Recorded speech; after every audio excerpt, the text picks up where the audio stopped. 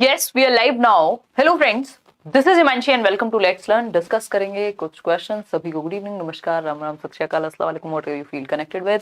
Start करेंगे. ये set 4 है ऑनलाइन एग्जाम्स जो सीटेट 2021 के दिसंबर से जनवरी तक हुए. तो ये 20 दिसंबर का पेपर 1 है.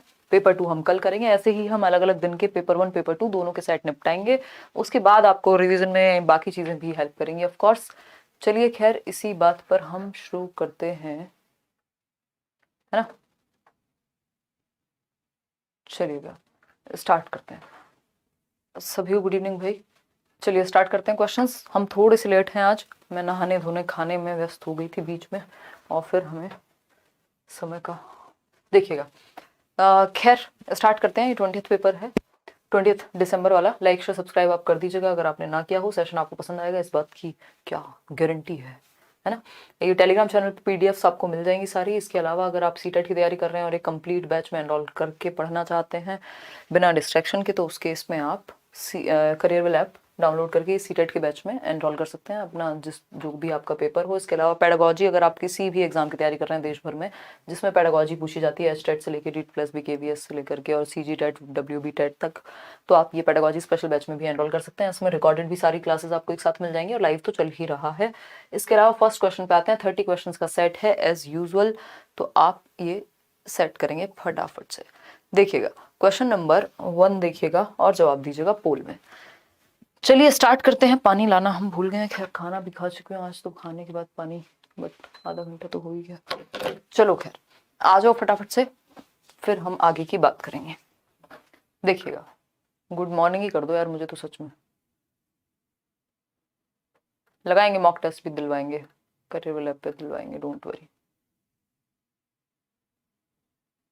हाँ चलो देखिएगा. अगर हम बात करते हैं क्वेश्चन नंबर 1 की, तो विच of the following is not a principle of the development, यानी इनमें से कौन सा विकास का सिद्धांत नहीं है. एक क्वेश्चन इस पे आता ही है और लगभग हर एग्जाम में आता है ना. विकास का सिद्धांत नहीं है पूछा है, नॉट लिखा हुआ है, ध्यान से पढ़ना है. इनमें से कौन सा विकास का सिद्धांत नहीं है. तो सिद्धांत जो मेन है वो हमने किए हैं, बैचेस में भी किए हैं, यूट्यूब पे भी प्रीवियस वीडियोस अगर आपने देखी हैं तो हम कर चुके हैं. ये जो सिद्धांत वाली कहानी होती है इसको हम निपटा चुके हैं, ठीक है ना. कोई दिक्कत परेशानी दर्द समस्या इस बात को समझने में नहीं होनी चाहिए. अगर हम बात करें तो आप में से अलग अलग लोग अलग अलग जवाब दे रहे हैं. फर्स्ट ऑप्शन है development occurs along a single course and is not unidimensional, यानी विकास एक धारणीय है. यूनिडायमेंशनल तो नहीं होता. क्या होता है? मल्टी डायमेंशनल होता है. क्या होता है? मल्टी डायमेंशनल होता है और एक आयामी होता है. यानी कि और क्या है? यूनिडायमेंशनल है. ये नॉट हटा लीजिएगा, ये इंग्लिश में नॉट गलत लिखा हुआ है. अगर लिखा भी हुआ है तब भी अगर शुरुआत का हम देखें single course along a single course, तो यहीं तक ये गलत हो गया था. इसके आगे सही भी होता. अगर ये नॉट यूनिडायमेंशनल भी लिखा होता तब भी आंसर यही रहता, क्योंकि ये हाफ गलत है तो हमें तो गलत चाहिए. ठीक, तो ये नॉट है. ये विकास का कोई सिद्धांत नहीं है. विकास कोई सिंगल डोमेन में नहीं होता. मल्टी डायमेंशनल बहुआयामी प्रक्रिया है जिसमें फिजिकल डेवलपमेंट शारीरिक विकास, संज्ञानात्मक कॉग्निटिव डेवलपमेंट, सोशल डेवलपमेंट सामाजिक विकास और इमोशनल डेवलपमेंट सामूहिक विकास, सभी पक्ष हैं इसके, कई पहलू हैं विकास के. तो ए ऑप्शन ही सही है. फिर बी ऑप्शन ढूंढते हैं. Development proceeds from the top down and from centre to outward. ये बिल्कुल सही है. इसको हम टॉप डाउन को कह सकते हैं सेफेलोकॉडल सिरोध पदोन्मुखी, और सेंटर टू आउटवर्ड को हम क्या कहते हैं बताओ? प्रॉक्सिमोडिस्टल. ये प्रिंसिपल ऑफ डायरेक्शन के अंदर आते हैं. Development is influenced by both nature and nurture, यानी विकास जो है वो हेरिडिटी और एनवायरमेंट दोनों से प्रभावित होता है. देखिए इसमें लैंग्वेज का चेंज है, सारा खेल लैंग्वेज का है. सीटेट में या पेडागोजी में भी अगर हम बात करें, अगर आप लैंग्वेज नहीं समझ पाए, प्याजे वाइगोस्की पे अलग से क्लास ले लूंगी, कोई दिक्कत नहीं है. उम्मीद करके बोल रहे हैं शालिनी, एक एक टॉपिक सीटेट का प्रॉपर पढ़ा दिया जाएगा यूट्यूब पे भी. अगर आप सीडीपी की बात कर रहे हैं या बाकी सब्जेक्ट्स में जितना मैं करा पाती हूँ या मैराथन वगैरह, वो सब कराए जाएंगे, है ना. अगर सीटेट की हम बात करें, टेंशन मत लो, ठीक है ना. और करा चुकी हूँ मैं, इतनी बार करा चुकी हूँ कि शायद ही कहीं पे इतनी बार रिपीट हुई होंगी चीजें, मतलब इतनी बार डिस्कशन हुआ होगा. कई कोर्सेज हैं यूट्यूब पे free. Development occurs in socio cultural context, यानी विकास सामाजिक सांस्कृतिक, फिर से करेंगे हम, परिप्रेक्ष्य में होता है. ये तीनों बातें सही है, बट हमें सही नहीं, हमें गलत चाहिए था. और जो गलत है वही सही है यहाँ, कि विकास एक आयामी होता है, ये बात गलत है. बट यही सही है क्योंकि नॉट पूछा था हमसे. क्वेश्चन नंबर 2 देखिएगा. इस पे भी एक क्वेश्चन आता ही है, दुनिया जमाने से मतलब हमेशा ही आता है इस पे क्वेश्चन. प्रिंसिपल ऑफ डायरेक्शन में या तो इस पे आएगा या इसका एक भाई है छोटा, ट्विन है इसका, जिसको हम प्रॉक्सिमो डिस्टल डेवलपमेंट बोलते हैं, उस पे आएगा क्वेश्चन, है ना. इन दोनों में से एक प्रिंसिपल ऑफ डायरेक्शन पे क्वेश्चन पूछा ही जाता है। इस बात को लेके मैं और आप अवगत हैं, अगर नहीं है आप तो हो जाइएगा, ठीक है ना। चलिए आ जाइए और जवाब दीजिए। अगर हम बात करें किसकी, सेफेलोकॉर्डल प्रिंसिपल की, तो इसको लॉन्गिट्यूडिनल यानी लंबवत विकास का सिद्धांत भी कह देते हैं। लंबवत यानी हेड टू टो, लॉन्गिट्यूडिनल यानी लंबवत विकास का सिद्धांत, टॉप डाउन भी आप इसी को कह सकते हैं, है ना। और हेड टू टो यानी सर से पैर की ओर विकास जाएगा। कैसे, बच्चा पहले अपना सर संभालना सीखता है और धीरे धीरे फिर वो गर्दन संभालना सीखेगा, फिर खड़े होना सीखेगा। तो ये क्या हुआ, बच्चे के हेड से, उसके हेड से टो तक जाएगा, ये विकास की दिशा है। ये दोनों प्रॉक्सिमो डिस्टल और सेफेलोकॉर्डल किसके अंदर आते हैं, प्रिंसिपल ऑफ डायरेक्शन यानी विकास की दिशा का सिद्धांत, जिसमें दो दिशाएं होती हैं, एक सेफेलोकॉर्डल हेड टू टो और दूसरी होती है प्रॉक्सिमो डिस्टल। बट हमसे पूछा क्या है, शीर्षगामी सिद्धांत विकास के किस क्षेत्र पर लागू होता है। तो भैया ये कॉग्निटिव के लिए नहीं है, ये लैंग्वेज के लिए नहीं है, ये मॉरल के लिए नहीं है, ये फिजिकल डेवलपमेंट है। और फिजिकल डेवलपमेंट से क्या जुड़ा हुआ है, मोटर डेवलपमेंट, गत्यात्मक विकास के ऐसे विकास की गति जो है वो मूव करेगी। पहले जो है आप अपना सर संभालना सीखेंगे, फिर बाकी की मोटर एक्टिविटीज पे आपके कंट्रोल आएगा। तो ये फिजिकल डेवलपमेंट से जुड़ा हुआ है। और फिजिकल डेवलपमेंट से क्या जुड़ा हुआ होता है, मोटर डेवलपमेंट, शारीरिक गतिविधियों से ही जुड़ी हुई बात है एक। तो ए ऑप्शन ही सही है। क्वेश्चन नंबर 3 देखिएगा। क्वेश्चन नंबर 3 देखिएगा, पूछा है आपसे a sensitive period pertaining to language development. ये क्वेश्चन सीटेट में पता नहीं कितनी बार रिपीट हुआ है। सेंसिटिव पीरियड कह देगा, कभी इसी को क्रिटिकल पीरियड कह देगा, कभी इसी को फास्टेस्ट पीरियड कह देगा कि सबसे तेजी से भाषा विकास कब होता है, किस अवस्था में होता है ना। संक्रमणकालीन अवस्था कौन सी है भाषा विकास के लिए, जब सबसे तेजी से भाषा विकास होगा। तो इसको हम अर्ली चाइल्डहुड कहते हैं, ठीक है ना। चलिए, तो हम कहेंगे इसको अर्ली चाइल्डहुड। ये बिल्कुल सीधा सीधा जवाब है, 2 से 6 वर्ष आंख बंद करके आप दे सकते हैं। अगर सोशलाइजेशन की बात होती तब भी आंसर यही रहता। सामाजिकरण भी बहुत तेजी से होता है अर्ली चाइल्डहुड में, और इवन फिजिकल डेवलपमेंट भी बहुत तेजी से होता है। तो प्रारंभिक बाल्यावस्था, जन्म से पूर्व, मिडिल चाइल्डहुड, नथिंग, ठीक। तो B option is the right answer. और ये वही समय है जिसको चॉम्स्की कहते हैं ना, नॉम चॉम्स्की, जन्म से 5-6 वर्ष तक सबसे तेजी से आपका जो लैंग्वेज एक्विजिशन डिवाइस है वो एक्टिव है। क्यों, क्योंकि अर्ली चाइल्डहुड ही वो पीरियड है जहां भाषा विकास बहुत तेजी से होता है, संवेदनशील पीरियड है। बच्चे के आसपास जो भी शब्द दिखेंगे वो उनको बार बार रिपीट करेगा और यूज करना सीखेगा। Dash occurs with in the family when children first learn their individual identity.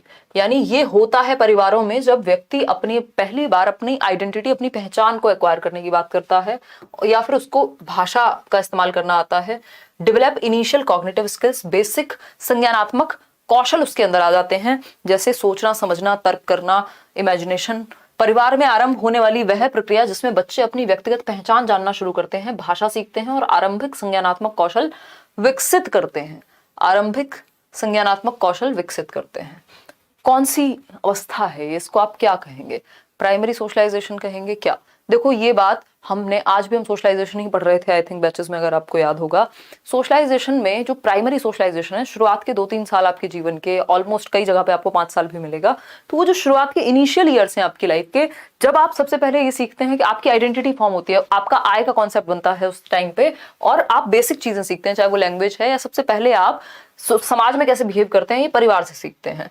तो ये प्राइमरी सोशलाइजेशन कहलाता है। इसके बाद जब आपकी एक आइडेंटिटी थोड़ी फॉर्म हो चुकी होती है, एक आइडिया होता है आपको लैंग्वेज का, फिर आप अर्ली चाइल्डहुड में जाते हैं जिसमें सेकेंडरी सोशलाइजेशन होता है, ठीक है ना। तो ये हुआ प्राइमरी सोशलाइजेशन, किसके द्वारा होगा, परिवार के द्वारा होगा, ठीक है ना। चलिए, लेटेंट और एक्टिव का यहाँ कोई रोल नहीं है क्योंकि हमसे पूछा कुछ और है ना। एक्टिव की अगर हम बात करें तो एक्टिव तो होगा ही। प्राइमरी में किसने कहा है कि वो पैसिव नहीं हो सकता, या पैसिव ही होगा या एक्टिव ही होगा, वो क्वेश्चन नहीं था। क्वेश्चन नंबर 5 देखिएगा, according to the theory of Lawrence Kohlberg. Lawrence Kohlberg ने मॉरल डेवलपमेंट यानी नैतिक विकास का चरण दिया है।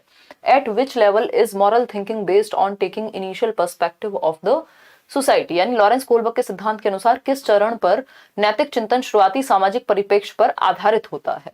यानी initial perspectives of the society, यानी बच्चा समाज के पर्सपेक्टिव से चीजें देखना शुरू करेगा, या जो उसका नैतिक चिंतन है यानी उसका सही और गलत जो है वो समाज के अनुसार फॉर्म होगा। तो ये कन्वेंशनल स्टेज है। प्री कन्वेंशनल में तो उसको परवाह ही नहीं है कि समाज क्या नियम बना रहा है, उसको बस दंड से बचना है, टिट फॉर टैट करना है। कन्वेंशनल यानी पारंपरिक ट्रेडिशनल पीरियड है, जहां पे समाज में जो चीजें चल रही हैं उनको वो एक्वायर करता है कि रूल्स बने रहने चाहिए, अच्छा लड़का अच्छी लड़की बनना है उसको एंड ऑल। तो B option is the right answer. आगे बढ़ेंगे। कोलबर्ग के अकॉर्डिंग 3 लेवल हैं और 6 स्टेजेस हैं।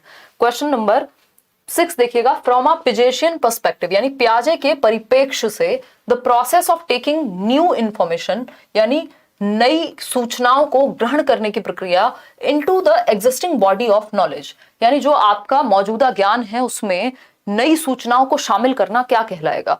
ये ऐसे क्वेश्चंस हैं एसिमिलेशन और एकोमोडेशन के कि इनमें आप कितना भी समझा लीजिए जीवन पर्यंत तक कंफ्यूजन लोग बना लेते हैं या तो गलती कर देते हैं एंड मोमेंट पे। इनको बहुत जरूरी है कि ठीक से पढ़ना और लैंग्वेज को समझ पाना कि कहना क्या चाह रहा है। अगर कुछ हम टर्म्स यूज करते हैं एसिमिलेशन और एकोमोडेशन के लिए, वो एग्जाम टाइम के लिए होते हैं कि आप मॉडिफिकेशन एडजस्टमेंट ये वो यूज कर लेंगे, उससे क्या होगा वो आपका वहां टाइम बच जाएगा, आपको टेंशन नहीं होगी पेपर में अगर आप बहुत कम समय में तैयारी कर रहे हैं। अदरवाइज जरूरी क्या है कि आप लैंग्वेज समझेंगे कहना क्या चाह रहा है क्वेश्चन। तो अगर हम इसकी बात करें, देखना कितने लोग आंसर दिखाना इसमें। सी ऑप्शन कह रहे हैं 53% लोग। चलिए बच गए आप लोग, सही उत्तर दे रहे हैं, क्योंकि ये क्वेश्चन तो एज इट इज भी पूछा जा चुका है। इसी में हल्की सी लैंग्वेज अगर चेंज कर दी होती तो अभी आंसू आ जाते कई लोगों के, ठीक है ना। तो पियाजे के सैद्धांतिक दृष्टिकोण से नई सूचनाओं को, जो भी नई इंफॉर्मेशन है उसको अपने मौजूदा एग्जिस्टिंग स्कीमा में, मान लीजिए मेरे ब्रेन में एक प्रीवियस नॉलेज एक एग्जिस्टिंग नॉलेज है, उसमें एक और चीज मैंने ऐड कर दी कि भैया नई तरह का फोन आया है जो फोल्ड हो सकता है, ऐड कर दी एग्जिस्टिंग स्कीमा में। इसको एसिमिलेशन कहते हैं।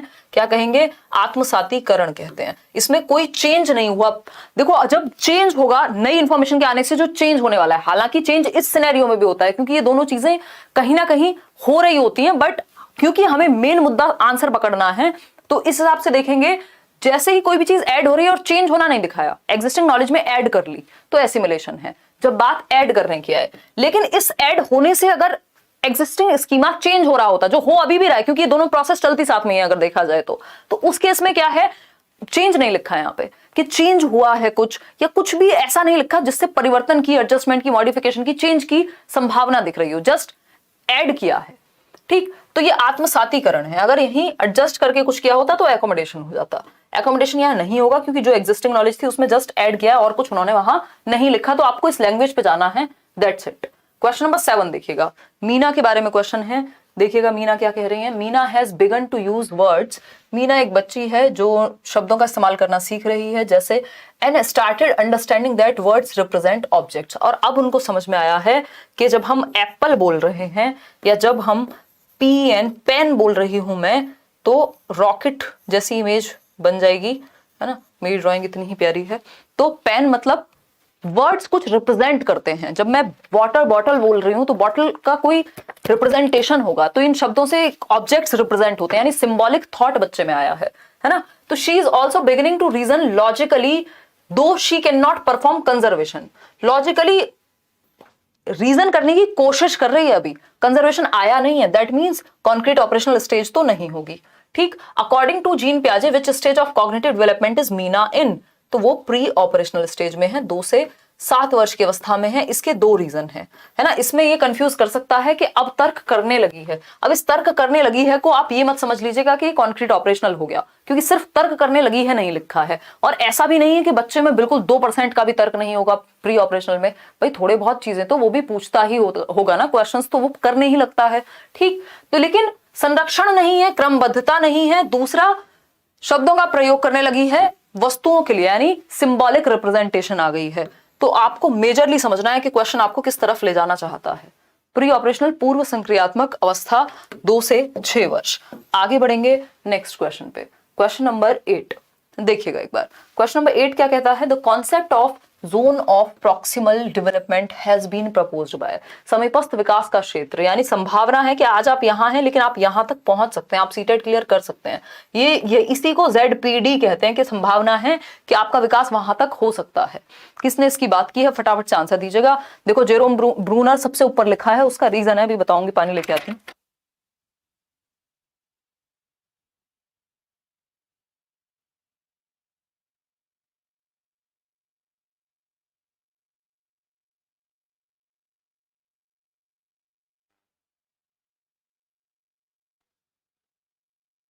जेरोम ब्रूनर सबसे ऊपर लिखा है, उसका रीजन है आपको पागल बनाना चाहता है क्वेश्चन, है ना, आपको गुमराह करने के चक्कर में है क्वेश्चन।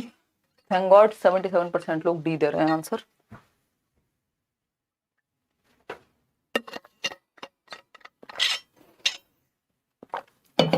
देखिएगा, अगर हम बात करते हैं यहाँ ZPD की, तो ZPD की सीधी सीधी बात लेव वाइगॉस्की ने की है। अगर स्कैप फोल्डिंग पूछा होता तो आप जेरोम ब्रूनर कह देते, बट ऐसा कभी होता नहीं है कि स्कैप फोल्डिंग पूछे और ब्रूनर की बात करे, क्योंकि इन्होंने कॉन्सेप्ट दिया बेशक था, जो प्रॉपर यूज इसका हुआ है वो वाइगॉस्की के द्वारा ही हुआ है। तो 99% केसेस में वाइगॉस्की की तरफ ही लेके जाएगा अगर स्कैप फोल्डिंग भी पूछा हो तो। लेकिन फिर भी जेरोम ब्रूनर ने क्योंकि स्कैप फोल्डिंग दिया था और वो भी वाइगॉस्की से संबंधित है, तो सबसे पहला ऑप्शन इन्होंने चिपका दिया जेरोम ब्रूनर। समझ पा रहे हो ना? तो ये आंसर क्या है? लेव वाइगॉस्की। और लेव वाइगॉस्की ही होगा स्कैप फोल्डिंग में, जब तक ये ना कहा हो ये टर्म किसने दिया है। टर्म दिया है किसने? ब्रूनर ने। क्लियर है? आगे बढ़ेंगे क्वेश्चन नंबर 9 पर। देखिएगा, which statement correctly lays out the fundamental principle of Lev Vygotsky, यानी लेव वाइगॉस्की का मूल सिद्धांत क्या है। तो मूल सिद्धांत क्या होगा? सोसाइटी, कल्चर, लैंग्वेज, इन्हीं को मिला जला के कुछ निकल के आएगा। समाज, संस्कृति, इनकी थियोरी का नाम ही है सामाजिक सांस्कृतिक विकास का सिद्धांत। कैसे समाज और संस्कृति के द्वारा बच्चे का विकास होता है, यही कहती है सामाजिक सांस्कृतिक विकास का सिद्धांत की थियरी जो है, ये विकास का सिद्धांत बेसिकली, इसको कॉग्निटिव डेवलपमेंट की थियरी है, बस इसका नाम सोशियो कल्चरल अप्रोच है ना। तो क्या होगा इसका सही उत्तर? Learning is unconscious process. Unconscious subconscious की बात वाइगॉस्की नहीं करते, ये कौन करेगा? फ्रॉइड करेंगे। Learning is a social activity, हाँ ग्रुप में बच्चे सीखते हैं, इस बात को खूब प्रमोट करते हैं वाइगॉस्की। सामाजिक सांस्कृतिक विकास का सिद्धांत है। Learning is genetically programmed, genetics पे, हेरिडिटी पे बिल्कुल फोकस इन्होंने नहीं किया। बायोलॉजिकल एस्पेक्ट्स को इन्होंने अंडरमाइन किया है, या हम कहेंगे इसलिए इस थियरी में इसका क्रिटिक भी है कि बायोलॉजिकल एस्पेक्ट्स को इन्होंने ध्यान नहीं दिया उतना। Learning is a discontinuous process, नहीं भाई कॉन्टिन्यूअस है, क्योंकि स्टेजेस की बात थोड़ी करते हैं, ये तो कह रहे हैं होता जा रहा है विकास कॉन्टिन्यूअसली। तो ये क्या हुआ? अधिगम एक सामाजिक प्रक्रिया है, ऐसा वाइगॉस्की कहेंगे। ग्रुप बना के सीखो, आपस में कंस्ट्रक्ट करेंगे बच्चे लर्निंग को। क्वेश्चन नंबर 10 देखिएगा। क्वेश्चन नंबर 10 देखिएगा, अगर हम बात करें an example of pedagogical strategy that would promote meaningful learning. Meaningful learning अर्थपूर्ण अधिगम, जिसका कोई मतलब हो, आपके जीवन से जुड़ा हुआ हो बेसिकली, जिसमें बच्चा एक्टिव हो, नॉलेज को वो कंस्ट्रक्ट करे। रचनात्मकतावाद इस पे फोकस करता है, यानी बच्चे का सक्रिय होना जरूरी है, एक्टिव होना जरूरी है। ये कंस्ट्रक्टिविज्म से जुड़ा हुआ कॉन्सेप्ट है, यानी रचनावाद से जुड़ा हुआ कॉन्सेप्ट है। पहला ऑप्शन है रेगुलर इंडिविजुअल कॉम्पिटिशंस, यानी निरंतर व्यक्तिगत प्रतियोगिताओं का आयोजन। जी नहीं, है ना। इससे क्या होगा? इससे कोई मीनिंगफुल नहीं होगा, इससे कंपटीशन को बढ़ावा मिलेगा सिर्फ। वर्बल पनिशमेंट, पनिशमेंट देने का अधिकार सरकार दुनिया में आपसे छीन लिया गया है, मनोवैज्ञानिकों के द्वारा भी और आज के करिकुलम के द्वारा भी। यूनिफॉर्म रिजिडली स्ट्रक्चर्ड करिकुलम, भैया रिजिड नहीं चाहिए, फ्लेक्सिबल अप्रोच चाहिए, ठीक है ना। Focusing on assessment for learning rather than assessment of learning. Assessment of learning होता है अधिगम का आकलन, यानी समेटिव असेसमेंट, यानी जजमेंट के लिए, लेबलिंग के लिए एक तरह से अगर देखा जाए। लेकिन असेसमेंट फॉर लर्निंग किस लिए होता है? सीखने के लिए आकलन, फीडबैक कहाँ देने की जरूरत है बच्चों को, कहाँ वो इंप्रूव कर सकता है, इसलिए आप आकलन कर रहे हैं कि बेहतर करा सकें। जब आप पूल में जवाब देते हैं, उद्देश्य ये थोड़ी है कि आपको पास या फेल बता देना है, उद्देश्य ये है कि यहां आपको काम करने की जरूरत है, आप मोटिवेटेड होने चाहिए उसके लिए। तो डी ऑप्शन है जो कि सही तरीका है, इससे मीनिंगफुल लर्निंग होगी। आपका जब आकलन इस बात के लिए होगा कि अभी सीखना बाकी है, कैसे सीख रहे हैं, तो आप मोटिवेट होंगे उस चीज के लिए। क्वेश्चन नंबर 11 देखिएगा, विच of the following developmental theory advocates that cognitive development proceeds symbolic language development, यानी संज्ञानात्मक विकास से पहले सिंबॉलिक लैंग्वेज कॉग्निटिव डेवलपमेंट पहले होता है लैंग्वेज डेवलपमेंट से। याद कीजिए कौन व्यक्ति हैं, सिंबॉलिक थॉट बाद में आएगा। शिवानी धन्यवाद। निम्नलिखित में से कौन सा विकास का सिद्धांत इस बात का समर्थन करता है कि बच्चों का संज्ञानात्मक विकास सांकेतिक भाषा विकास का पूर्वगामी है, यानी पहले कॉग्निटिव डेवलपमेंट होगा, फिर सिंबॉलिक थॉट या लैंग्वेज आएगी बच्चे में। तो ये एकमात्र प्याजे हो सकते हैं जो ये कहेंगे कि पहले डेवलपमेंट, बाद में लैंग्वेज, या बाद में कोई और चीज, ठीक है ना, क्योंकि संज्ञानात्मक विकास पे ही इनका फोकस है। ये वाइगॉस्की तो ये कहेंगे टूल है कॉग्निटिव डेवलपमेंट के लिए, एरिक्सन और बेंड्यूरा का यहाँ कोई लेन देन है नहीं, ठीक है ना। तो A option is the right answer. और बात सिंबॉलिक थॉट की करते भी प्याजे ही हैं, अगर आपको कुछ भी ना समझ में आए तो सिंबॉलिक थॉट देख के भी आप समझ सकते हैं। हालांकि हमारी ये अप्रोच नहीं रहती कि हम इतने शॉर्टकट में चलें, क्योंकि हमारे पास टाइम है अभी और कॉन्सेप्ट्स अगर आपके अच्छे होंगे तो आप कभी भी मार नहीं खाएंगे। Which of the following is not an effective practice adopted by a teacher in the classroom to address gender stereotype, यानी कौन सा एक तरीका सही नहीं है लिंग रूढ़िबद्धताओं को डील करने के लिए क्लासरूम में। लिंग रूढ़िबद्धताएं क्या है? समाज में कुछ कुरीतियां ही कहेंगे इनको, कुछ ऐसी चीजें चली आ रही हैं जो स्टीरियोटाइप बन गए हैं कि लड़के रोते नहीं हैं, लड़कियां ज्यादा बाहर जाने वाला काम नहीं करेंगी, एडवेंचरस काम नहीं करेंगी, स्पोर्ट्स में नहीं जाएंगी। ये क्या है? स्टीरियोटाइप्स हैं जो सोसाइटी में over the period of time बन गए हैं। तो इनको एज अ टीचर आपको हटाना है ना। तो कौन सी एक प्रैक्टिस इफेक्टिव नहीं है स्टीरियोटाइप को हटाने के लिए? इसका मतलब क्या हुआ? कोई एक ऐसी प्रैक्टिस जो स्टीरियोटाइप को बढ़ावा देती होगी, है ना। लाइक शेयर करना आज आप भूल गए, मैं मान रही हूँ, मैं थोड़ी सी शायद थकान महसूस हो रही होगी, बट मैं ऐसे तैयार होकर तो आई थी, बट नींद आ गई मुझे, ऐसे नहा धो के नींद आ गई। बट ठीक है, कोई नहीं। देखिएगा, काउंटर जेंडर बायस, एक्सरसाइज करना शुरू करूंगी मैं अभी ताकि नींद खुल जाए मेरी। काउंटर जेंडर बायस यानी जेंडर पक्षपात को चुनौती देना कि भैया लड़के और लड़की में क्यों फर्क कर रहे हो, क्या क्या दिक्कत क्या है, समस्या बताओ, है ना, समस्या बताओ। तो समस्या बताने पे तो अगले के दिमाग में समस्या आएगी नहीं, फिर वो कहेगा नहीं लड़के लड़की तो बराबर नहीं होते। कि बराबर कौन होता है? सारे लोग तो वैसे भी बराबर नहीं होते दुनिया में, है ना, बट इंसान है, इतना काफी होना चाहिए इक्वल होने के लिए। सेपरेट सीटिंग अरेंजमेंट, तो ये तो जेंडर बायस को अगर आप काउंटर करेंगे तो इससे एलिमिनेट होगा, हटेगा, ये सोच जो है ये खत्म होगी। Separate seating arrangement for boys and girls in the class, ये बात सही है। अगर आप लड़के और लड़कियों को क्लासरूम में अलग अलग बिठाते हैं तो आप क्या है, स्टीरियोटाइपिंग को बढ़ावा दे रहे हैं। ये कोई सही तरीका नहीं है कि स्टीरियोटाइप इससे खत्म हो जाएगा, बल्कि आप, हालांकि हमारा समाज शायद उतना इवॉल्व हुआ नहीं है, बट सच ये है कि आप इससे ये दिखाना चाह रहे हैं कि भैया आप में पता नहीं दोनों में क्या गड़बड़ है, आपको अलग अलग ही रखा जाएगा, है ना। अगर ध्यान नहीं जा रहा हो तो नॉर्मल इंसानों की तरह, दोस्तों की तरह ट्रीट मत करो एक दूसरे को, ठीक है ना। तो ये वो वाली स्थिति है। डिस्कशन ऑन जेंडर डिस्क्रिमिनेशन, इससे तो बढ़ावा मिलेगा कि स्टीरियोटाइप खत्म हो, अगर डिस्कशन होना शुरू होगा तो। Use of examples which show boys and girls in non conformist roles. Non conformist roles कौन से होते हैं? कि लड़कियां भी पायलट बन सकती हैं, है ना, और लड़के भी कुक या कोई भी ऐसा काम कर सकते हैं, टीचर बन सकते हैं, जो कि स्टीरियोटिपिकल रोल बना दिया है।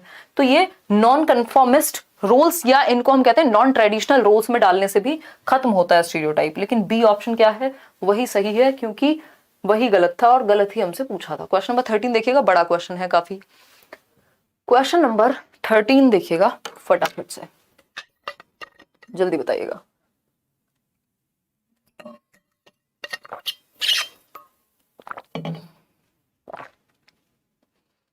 कुछ लोगों में कृतज्ञता का क भी नहीं होता, इस पे हम चर्चा किसी और दिन करेंगे, आज मैं नींद में हूं। देखिएगा एक बार फटाफट से। अगर हम बात करते हैं, किसकी बात करते हैं? सीजीटेट दोनों पेपर क्वालिफाई हो गया, जिसमें सीडीपी में हाईएस्ट आया है। थैंक यू मैम, बहुत बढ़िया चंदन, मुझे बहुत अच्छा लगता है जब आप लोग अलग अलग जगह पे, कितने लोग जॉब ले रहे हैं, वहाँ पेडागोजी उनको हेल्प कर रही है, कितने लोग टेट में तो मेजरली हेल्प करती ही है, सभी सब्जेक्ट्स में, ग्रेट। ईडी आमीन क्या कह रहे हैं? मैम डब्ल्यू टेट 1 दिसंबर को होने वाला है, इसलिए भी कोई कोर्स सजेशन गाइड दीजिए, और डब्ल्यू टेट प्रीवियस देखने वीडियो जरूर बनाइए। बना देंगे, आपकी वजह से सीटेट क्वालिफाई हो चुका है, बहुत बढ़िया, बना देंगे। पेडागोजी स्पेशल में आप एनरोल हो सकते हो अगर आप बैच में सीरियसली पढ़ने में इंटरेस्टेड हो। तो इसके अलावा प्रीवियस ईयर पे वीडियो यूट्यूब पे ही बना दूंगी मैं, डोंट वरी। और अगर सिलेबस से निकाल करके पढ़ लोगे तो यूट्यूब पे भी ज्यादातर सेशंस फ्री मिल जाएंगे, बट अगर आप बहुत ज्यादा हसल के मूड में नहीं हो मेहनत करने के, तो आप बैच में एनरोल कर सकते हो। देखिएगा क्वेश्चन नंबर 13, मेहनत मतलब यूट्यूब पे ढूंढने की मेहनत। क्वेश्चन नंबर 13, पारो हेल्प्स हर फादर। पारो एक बच्ची है जो अपने पिताजी को मदद करती है इन हिज कारपेंट्री शॉप। पिताजी की किसकी दुकान है? लकड़ी की ब्लॉक की दुकान है ना। इसके अलावा अगर हम देखें, where she successfully measures wooden blocks, और ये इस दुकान पर, जो बढ़ई की दुकान है उनकी, इस पे वो वुडन ब्लॉक्स की जो लेंथ है उसको आराम से मेजर कर लेती है, यानी जो लकड़ी के टुकड़े हैं लकड़ी के, उनको आराम से मेजर कर लेती है, ठीक है ना। Using techniques taught by her father, जो फादर ने उसको टेक्निक्स बताई हैं। She is recently admitted to a public school, एक पब्लिक स्कूल में ईडब्ल्यूएस स्कीम के तहत इकोनॉमिकली वीकर सेक्शन के लिए कोटा होता है, आरटीई ने भी ये बात कही है, उसका एडमिशन हो जाता है एक प्राइवेट स्कूल के अंदर, ठीक। Where she is unable to cope up with the academic demands, especially in this situation, the teacher should. अब वहां की उस पब्लिक स्कूल की जो डिमांड्स हैं, क्योंकि बच्चा ये थोड़ा सा सोशियो इकोनॉमिकली पिछड़े वर्ग से, वीकर सेक्शन से, अगर मैं कहूं तो कमजोर वर्ग से है, पिछड़ा तो क्या ही कहें, ठीक। तो इसमें क्या चीजें हैं, कैसे टीचर को डील करना चाहिए ऐसे बच्चे के साथ जो ईडब्ल्यूएस सेक्शन से आ रहा है जिसमें सीखने की क्षमता है, पहले तो ये मानना पड़ेगा। कैसे डील करें? पहला ऑप्शन है tell Paro that she does not have the ability.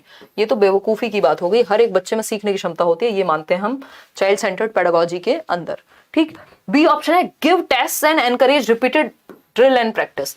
सिर्फ टेस्ट देते रहने से क्या प्रॉब्लम सॉल्व हो जाएगी? बच्चे को वहां एट पार महसूस नहीं हो रहा, तो उसके लिए टेस्ट नहीं, बच्चे को समझना भी पड़ेगा, ठीक है ना। चलिए आगे बढ़ते हैं। C option, contextualise the curriculum and study material for Paro integrating her mathematical experiences gained outside the school. देखो ये बात आप ध्यान रखिएगा, मैं बहुत टाइम से आपको कहती आई हूं कि बच्चा जो भी लेकर के आता है उसका हम यूज करते हैं, उसको हम एक नींव की तरह यूज करते हैं। जो भी उसकी प्रीवियस नॉलेज है, जो भी उसका बैकग्राउंड है, जो भी उसकी आर्थिक स्थिति है, जिस भी चीज से वो आया, जो भी उसकी संस्कृति है, उन सब चीजों का हम प्रयोग करते हैं बेहतरी के लिए बच्चे की। तो जो उसके पास है उसका इस्तेमाल करेंगे हम। उसके पास क्या है? उसके पास एक मैथमेटिकल एडवांटेज है जो वो लेकर के आया है, ठीक है ना। तो अगर इस स्थिति में हम देखते हैं तो हम बच्चे को संदर्भ से जोड़ेंगे, उस करिकुलम को ऐसा बनाएंगे जो बच्चे के संदर्भ से जुड़ सके, जो पाठ्यचर्या है और अध्ययन सामग्री है प्रासंगिक बनाना, ताकि उसकी लाइफ से कनेक्ट हो सके, और जो भी वो गणितीय अनुभव लेकर के आई है उसका इस्तेमाल करेंगे उसको सिखाने में, ठीक बात है, ताकि बच्चा कंफर्टेबल हो। Ask Paro to keep her knowledge gained at home separate from knowledge gained in school. ऐसा कुछ नहीं है, चीजें कनेक्ट होनी चाहिए, जो घर पे सीखा है और जो स्कूल में सीख रही है। तो C option is the right answer. आगे बढ़ेंगे क्वेश्चन नंबर 14 पर। देखिएगा, अच्छा क्वेश्चन है, आसान क्वेश्चन है, लड्डू क्वेश्चन है।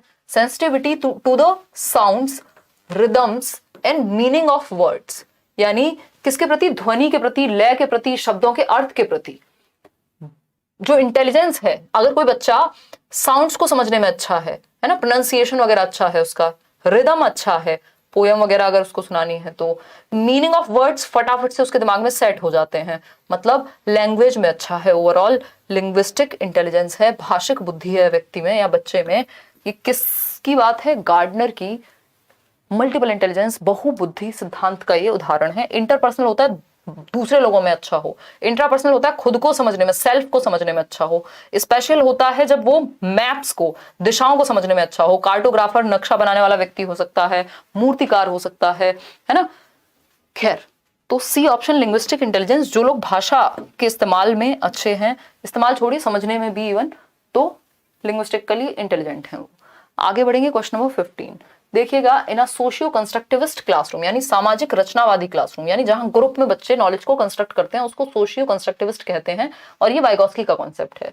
Which methods of assessment would be preferred, यानी कौन से मेथड्स आकलन के सही माने जाएंगे जहां बच्चे सामाजिक संरचनावादी परिप्रेक्ष्य में पढ़ रहे हैं, यानी बच्चे ग्रुप्स में सीख रहे हैं, उस जगह पे किन चीजों को हम सही मानेंगे, ये पूछा है। तो सिंपल बात है, जहां कोलैबोरेटिव प्रोजेक्ट्स हाँ हो सकते हैं भाई, क्योंकि बच्चे सहयोग करके तब सीखेंगे।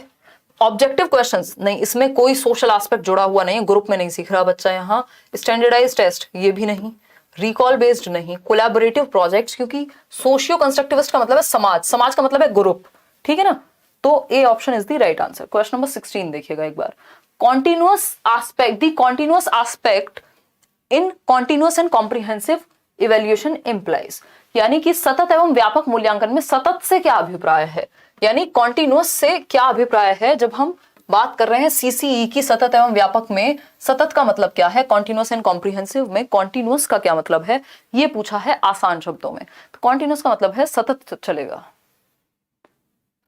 हाँ छोड़ो नीतू, डायरेक्टर को छोड़ो, तो आज जैसी नींद नहीं आई कभी। आज के बाद मैं खाना नहीं खाऊंगी क्लास से पहले, और नहाने का तो सोचूंगी भी नहीं, होली दिवाली नहाऊंगी सिर्फ। देखिएगा एक बार।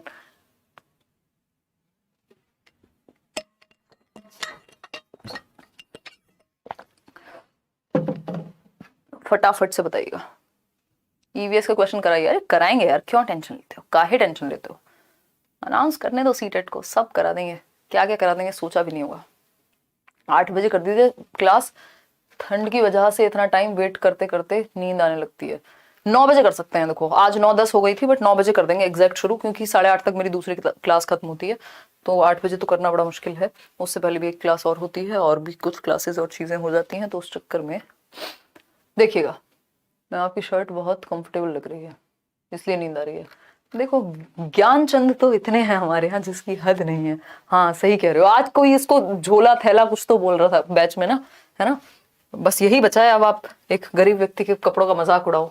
सतत एवं व्यापक मूल्यांकन की अगर हम बात करें तो सतत का क्या मतलब है? Continuous observation and support to children during teaching learning employing different tools. बिल्कुल सही बात है, कॉन्टिन्यूअस ऑब्जर्वेशन, लगातार ऑब्जर्वेशन हो रही है, ऐसा नहीं है किसी साल में एक दिन टेस्ट लिया जाएगा। बच्चों को आप सतत रूप से विभिन्न उपकरणों का प्रयोग करते हुए जब वो डिफरेंट डिफरेंट एक्टिविटीज कर रहा है तो आप उसको ऑब्जर्व कर रहे हो कॉन्टिन्यूअसली। असेसमेंट उसका लगातार चल रहा है साल भर, और उसको कई बार पता भी नहीं होगा। ठीक है ना, चलो आगे बढ़ते हैं। चलिए खैर देखिएगा, बी ऑप्शन है continuous comparison of learners. Comparison के लिए नहीं होता कॉन्टिन्यूअस। पेपर पेंसिल टेस्ट बिल्कुल भी नहीं। पेरियोडिक टेस्टिंग ऑफ चिल्ड्रन ऐसा भी नहीं है। मेमोराइजेशन और रिकॉल पे तो वैसे भी ध्यान नहीं देते। तो A option is the only right answer. Question number 17 देखिएगा। क्वेश्चन नंबर 17 देखिएगा, students should be encourage to set dash goals. बच्चों को किस तरह के उद्देश्य निर्धारित करने के लिए प्रोत्साहित किया जाना चाहिए? बताइएगा, फटाफट से बताइएगा, बताइएगा।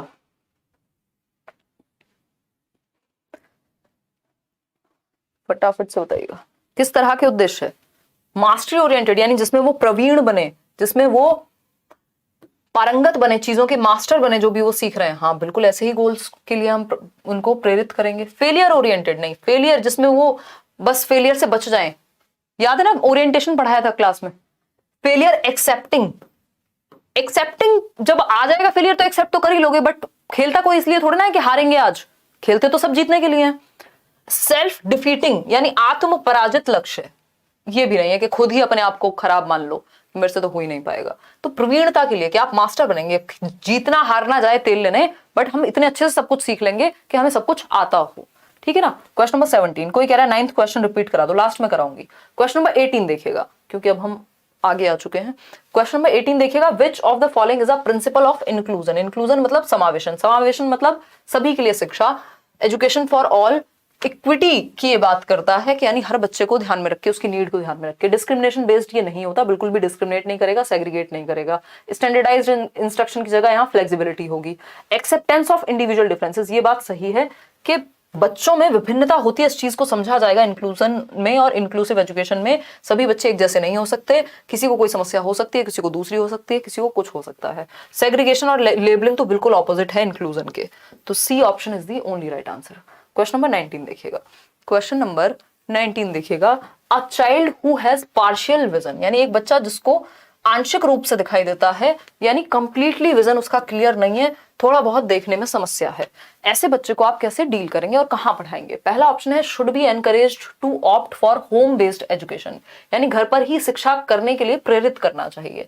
क्यों भाई, स्कूल जाना उसका अधिकार नहीं है, हम तो एजुकेशन फॉर ऑल की बात कर रहे हैं। आरटी तो कह रहा है किसी को भी किसी भी आधार पर आप स्कूल जाने से, शिक्षा लेने से नहीं रोक सकते, क्योंकि शिक्षा क्या है? मौलिक अधिकार है हमारा, संविधान हमें देता है कि ये क्या है? फंडामेंटल राइट है। ठीक, 86th अमेंडमेंट में बन गया था 86वें संविधान संशोधन में। बी ऑप्शन है needs to be in a separate institution, यानी एक अलग संस्थान में रखो, अलग थलग नहीं करना बच्चे को, स्पेशल एजुकेशन नहीं देनी, रेगुलर स्कूल में पढ़ाना है। Should be become a part of regular school with inclusive provisions, बिल्कुल सही बात है कि आप प्रोविजंस या एज पर बच्चे की नीड अपने सिस्टम में बदलाव कर लीजिए, लेकिन रेगुलर स्कूल में पढ़ाइए, सामान्य सभी के साथ पढ़ाइए। ऐसा नहीं है कि उसको अलग थलग स्कूल में डाल देंगे। Should be in a regular school with no special provisions, अगर बच्चे के लिए स्पेशल प्रोविजन नहीं होंगे, मान लीजिए जिस बच्चे को देखने में समस्या, उसको आप आगे नहीं बिठा रहे, उसको कह रहे हैं अच्छा नॉर्मल बच्चों की तरह पीछे ही बैठो तुम भी, है ना। या फिर जिस बच्चे को चलने फिरने में दिक्कत है, उसको आप कह रहे हैं तुम जाओ 3rd फ्लोर पे, लिफ्ट है नहीं तो वो कैसे जाए भैया बैसाखी का यूज करके 3rd फ्लोर पे? तो आप उसके लिए क्या प्रोविजन करेंगे कि ग्राउंड फ्लोर पे क्लास रखेंगे या फिर रैंप बनवाएंगे स्कूल में? तो स्पेशल प्रोविजन होने चाहिए। ठीक है ना। तो C option is the right answer. आगे बढ़ेंगे, क्वेश्चन नंबर 20 देखिएगा। क्या कहता है भाई क्वेश्चन नंबर 20? आसान सा सवाल है, बस हाँ थोड़ा लेंदी है। क्वेश्चन नंबर 20 कहता है विच of the following practices will support creativity, यानी रचनात्मकता को सपोर्ट करने वाला है, रचनात्मकता में, सृजनात्मकता में सहायक कौन सा एक ऑप्शन होगा? यानी क्रिएटिविटी को बढ़ावा देना, यानी कुछ नया करना, कुछ क्रिएटिव करना, कुछ डिफरेंट करना। ठीक। एक्सेप्टेंस ऑफ इमेजिनेटिव आंसर्स, हाँ अगर आप कल्पनाशील नहीं होंगे तो किसी ने अगर कोई कल्पना ही ना की होती तो ये स्मार्ट बोर्ड आपके सामने नहीं होता, हम इतनी दूर से पढ़ नहीं रहे होते, किसी ने तो सोचा होगा ना।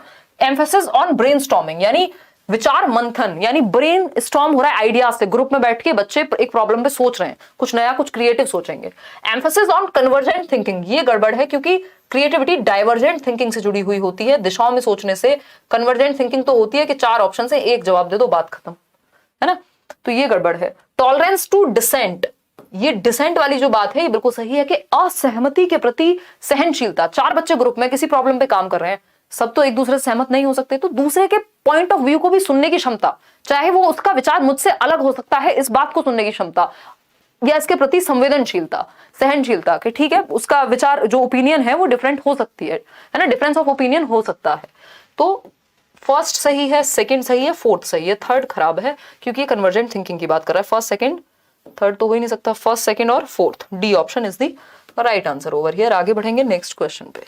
नेक्स्ट क्वेश्चन क्या है, क्वेश्चन नंबर है 21 और 10 सवाल बचे हैं। देखिएगा क्वेश्चन नंबर 21 क्या कहता है, विच of the following strategy is not, not वाले क्वेश्चन को ध्यान से पढ़िए, कैपिटल में लिखा है इन्होंने not, in line with the philosophy of inclusion. Philosophy of inclusion यानी समावेशी शिक्षा की जो फिलॉसफी है, मतलब सभी को इंक्लूड करके चलने की, उसके अनुसार कौन सी बात सही नहीं है। To help a child with autism, autism वाला बच्चा जो सोशली ज्यादा घुलता मिलता नहीं है, जो रेपिटेटिव बिहेवियर करता है ना, जिसको नॉर्मली दिक्कत हो सकती है एक रेगुलर क्लासरूम में अगर आप उस पर ध्यान नहीं दे रहे तो, ठीक है ना। In your class who is finding it difficult to cope with the group activities, उसको ग्रुप एक्टिविटीज करने में दिक्कत होगी क्योंकि वो सोशली कंफर्टेबल महसूस नहीं करता। तो कौन सी एक बात गलत है उसके बारे में, या उसको इंक्लूड ना करने के लिए कौन सा एक ऑप्शन यूज होगा। तो पहला ऑप्शन है giving appropriate visual and written material to be used during the group work, चलो ठीक है ये भी। Allowing the child to work in pairs in a relaxing atmosphere, जहां पे नॉइज कम हो, सही है। Sending the child to study in special school, ये खराब बात है, आपको रेगुलर स्कूल में पढ़ाना है बच्चे को, ये इंक्लूसिव एजुकेशन बचेगा ही नहीं अगर आप स्पेशल स्कूल में भेज देंगे तो, है ना, विशिष्ट स्कूल में नहीं भेजेंगे, एक सामान्य स्कूल में सभी बच्चों के साथ विशेष प्रावधान के साथ पढ़ाएंगे। Seeking the support of remedial teacher, ये तो सही है, आप रेमेडियल टीचर का प्रयोग यहाँ कर सकते हैं, तो C option is the right क्योंकि यही गलत है और गलत ही पूछा था इसलिए गलत ही सही है। क्वेश्चन नंबर 22 देखिएगा, लाइक करना कैसे भूल जाते हो, मानिक कह रहे हैं, मानिक मुखर्जी बहुत गुस्से में हैं, आप सभी लाइक कर दीजिए, नहीं तो फिर इनके गुस्से से आपको ईश्वर ही बचा पाएंगे। मजाक करें, देखो एक बार फटाफट से, है ना। बीएड और DElEd which one is best for government jobs, BEd से ऑप्शंस आपके पास ज्यादा हो जाएंगे, जो आजकल का क्राइटेरिया होता हुआ नजर आ रहा है क्योंकि हर जगह पे लगभग बीएड को ही लागू कर ही देंगे। बट आपको अगर जल्दी है, आपने 12th की और आपको डायरेक्ट डीएलएड करनी है, तो उस केस में आप अपने कई साल बचा सकते हैं क्योंकि आपके 3 साल ग्रेजुएशन, 2 साल बीएड, 5 साल, तो 3 साल बच जाएंगे आपके क्योंकि आप 2 साल में डीएलएड कर लेंगे।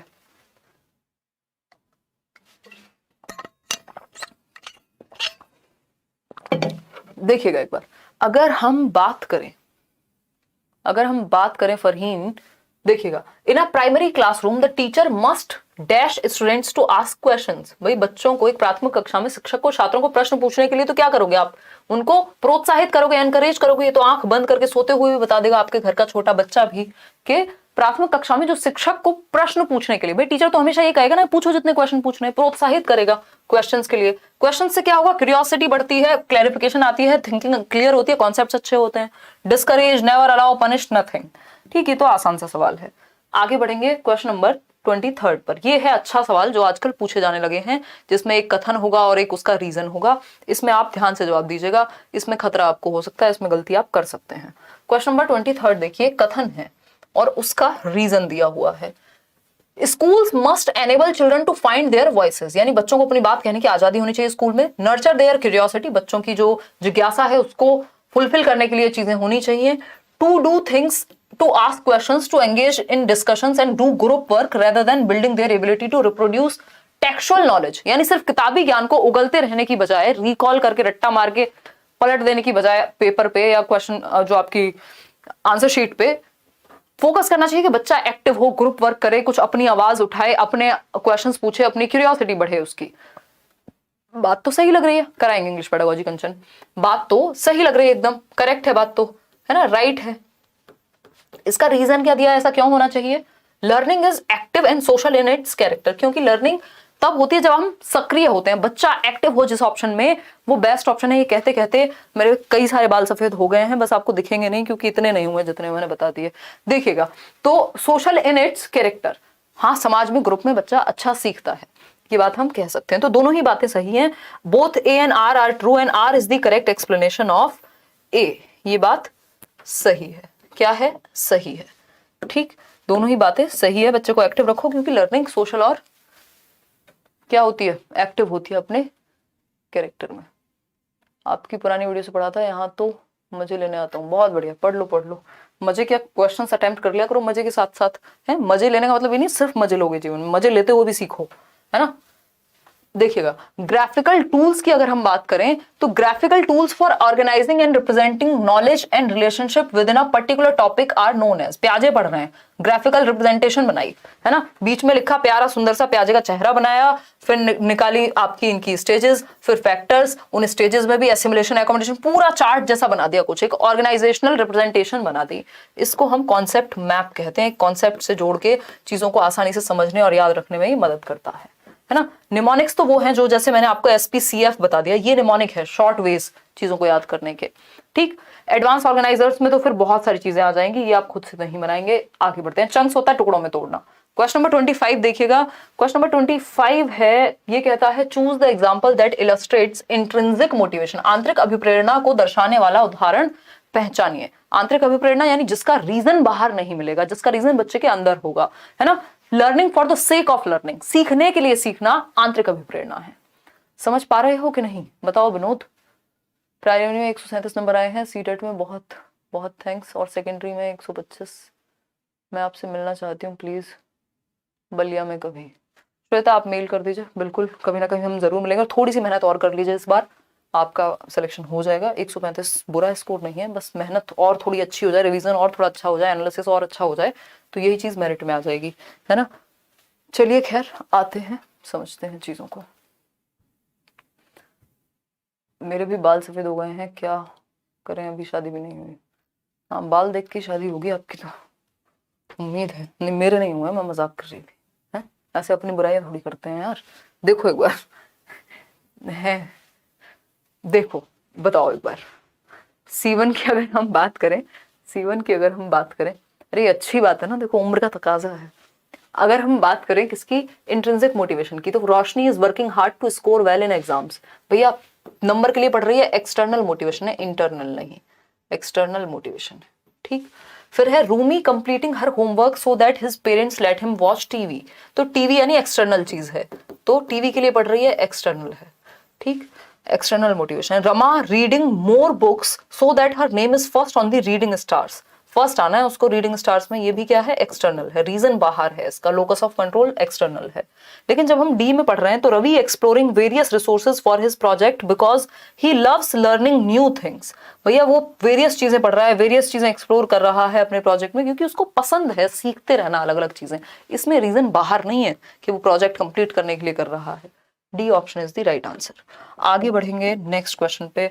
4 क्वेश्चंस और हैं। क्वेश्चन नंबर 26 देखिएगा, पढ़िएगा फटाफट से।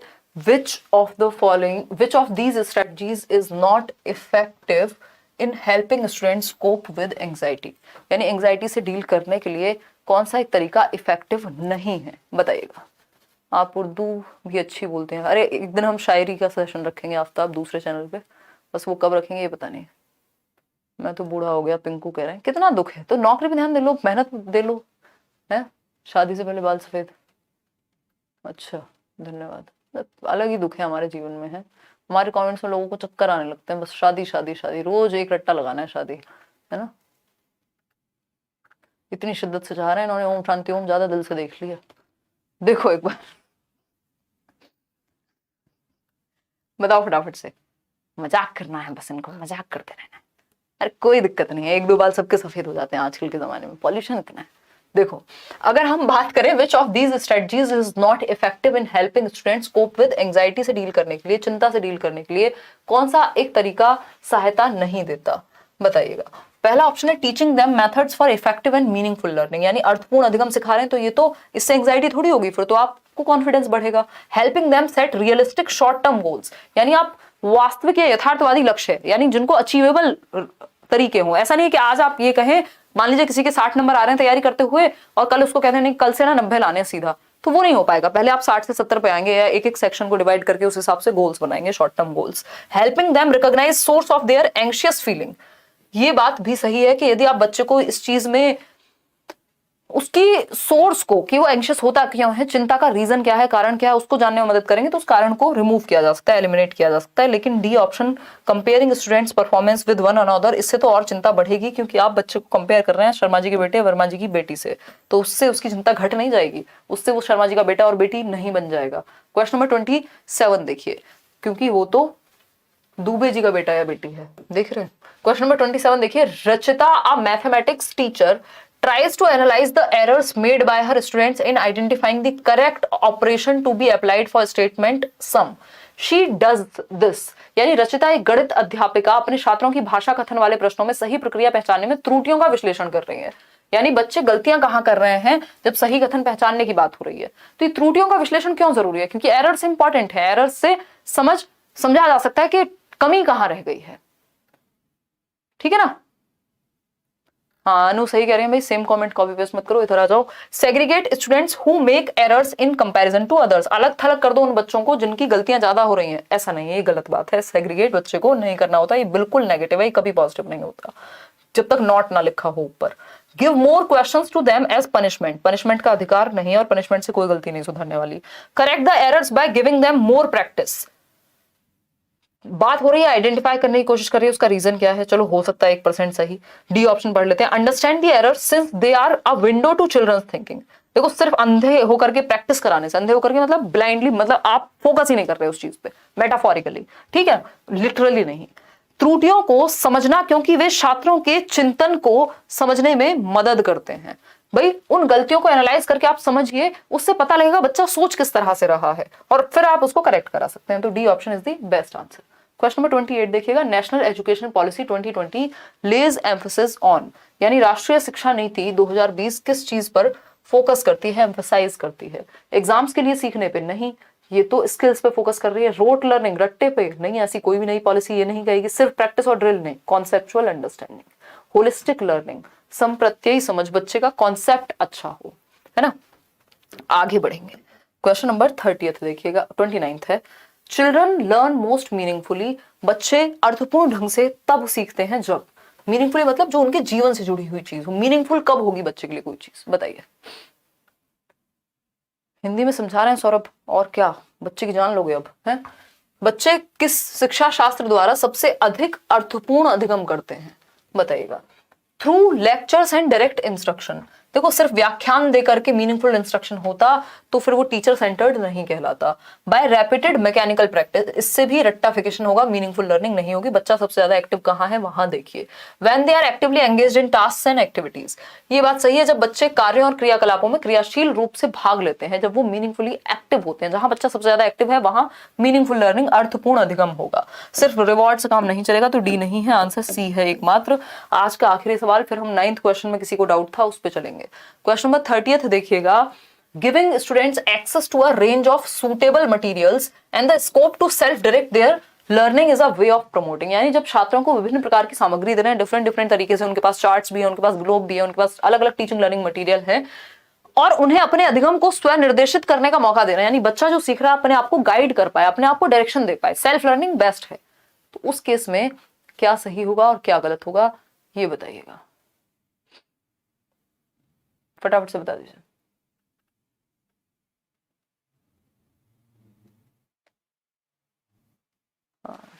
दक्ष कह रहे हैं आपकी तबीयत सही नहीं है कि आज आपकी आवाज मासूम आ रहा है।